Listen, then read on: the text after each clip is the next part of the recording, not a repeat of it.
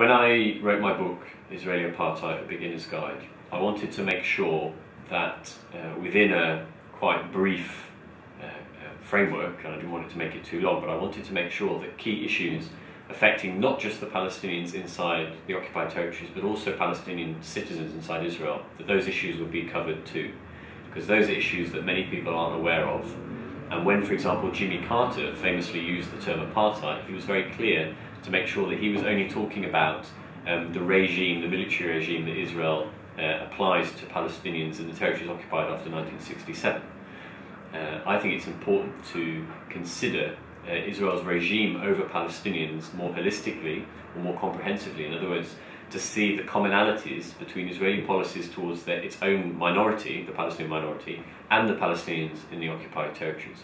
And once you start to compare those and look at those two together, you see many similarities, not necessarily in terms of specific practice, although there are similarities there, but most certainly in terms of overall strategic aim. And just to flesh out with an example from the recent past, when I was last in Palestine, Israel, a couple of months ago, on one day I could be in the Jordan Valley, in the occupied West Bank, and witness the demolition of dozens of Palestinian homes and walk through piles of twisted metal and rubble. And the next day I could be inside the Green Line, inside Israel's pre-67 borders, so-called Israel proper, in a Palestinian unrecognised village, what's described as an unrecognised village. In other words, a Palestinian community that the Israeli state doesn't officially recognise exists, where they're facing the same issues of house demolition and the same strategic aim of trying to confine the Palestinian population to as small an area as possible, leaving as much territory and land as possible for Jewish settlements, whether that's in the framework of quote-unquote developing the Negev, Judaization, or whether it's in the context of what you see in the Jordan Valley and parts of the West Bank, where settlements, illegal settlements, are allowed to expand and grow and use agriculture, while the Palestinians are denied permission to build and are facing a process of slow-motion ethnic cleansing. In some ways, there are some key elements of this situation that are simpler than people assume, and I'll just give two of them. The first one is, to understand Palestine-Israel, you have to look at the question, what does it mean and what are the consequences of creating a state for one group of people in a place where there's already a different group of people? What are the consequences of that? What are the implications of that? What are the implications of maintaining that state of affairs as well? Because as the early Zionist leaders were only too frank about, they accepted the fact that no native people would willingly give up their homeland, and that it would have to be done against their will. It would have to be an anti-democratic process. It would have to be done by force and violence. And the second point to make, which again is simpler than people assume, how do you expect to build a lasting, durable peace for both Jewish Israelis and Palestinians when one group is dominating the other group, when natural resources and land, when the regime that controls natural resources and land is shaped by prioritising one group over another, when one group has rights that another group doesn't? That is necessarily a recipe for continued conflict as the oppressed resist what is happening to them. And for me, it seems pretty simple that until you have basic equality, until the Palestinian rights that have been denied for so long, their rights enshrined in international law, their rights to self-determination, things like that, until those basic rights are assured, then there won't be a peace there. Peace has to be based on justice.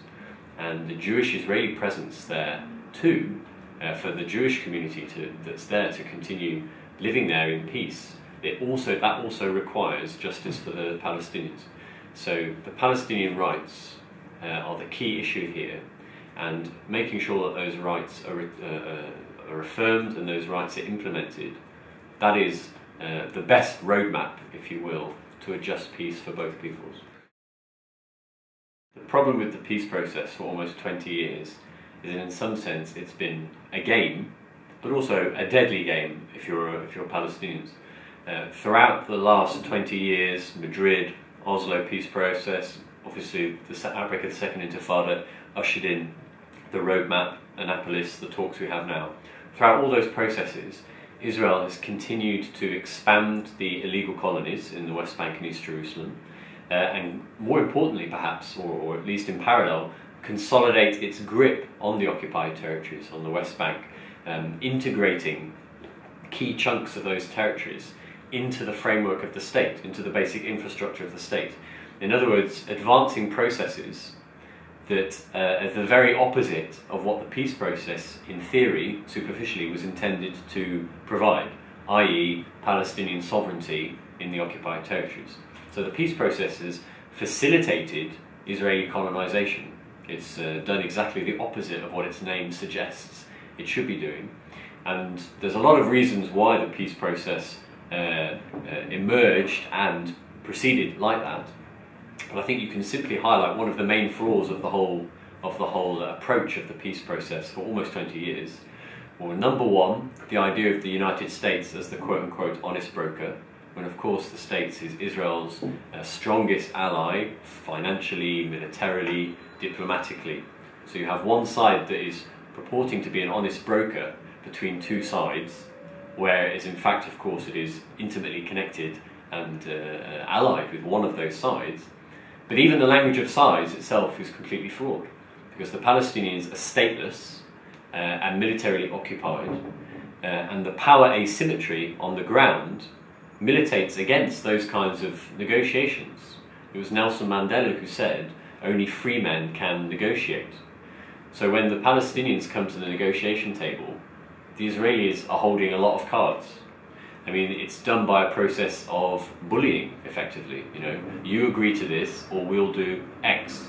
And that's what you've seen throughout the so-called peace process for 2 decades now.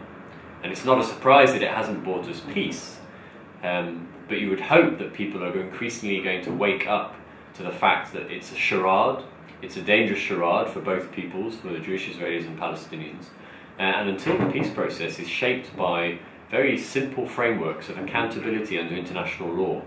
If you take the various international resolutions, if you take the 4th Geneva Convention, and if you base a genuine peace process on those principles of international law, the occupation would disintegrate because the settlements, 4th Geneva Convention says they're illegal. The separation wall, illegal. Many practices of the Israeli occupation day to day, illegal.